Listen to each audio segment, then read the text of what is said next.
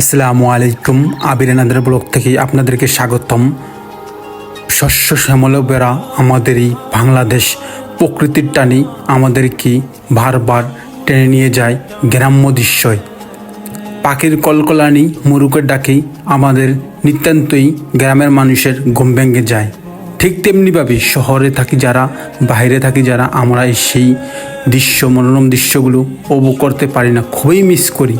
গ্রামীণ যে পরিবেশগুলা, আহারে পাখির কলকলানি নিতান্তই সুন্দর, কৃষকের মাঠে কাজ করা গ্রামীণ পরিবেশগুলো অস্থির, খুবই মিস করি আমরা। আপনারা যারা গ্রামে থাকেন তারাই বলতে পারবেন, গ্রাম মানে নারীর টান।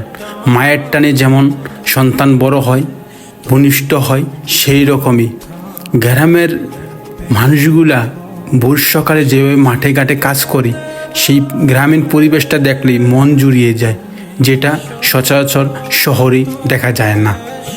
সকালের যে দৃশ্যগুলা অস্থির, অসম্ভব, সেই দৃশ্যগুলোকে খুব মিস করি আমরা প্রতিনিয়তই। কিন্তু যারা শহরে থাকে তারা এই ছোটোবেলার পাগলামির মতন সেই পাগলামি জগতে যাইতে পারে না। খেলাধুলা, মজা, ছোটোবেলার যে আমরা বন্ধুদের সাথে মজা মাস্তি করছি সেই করতে পারে না।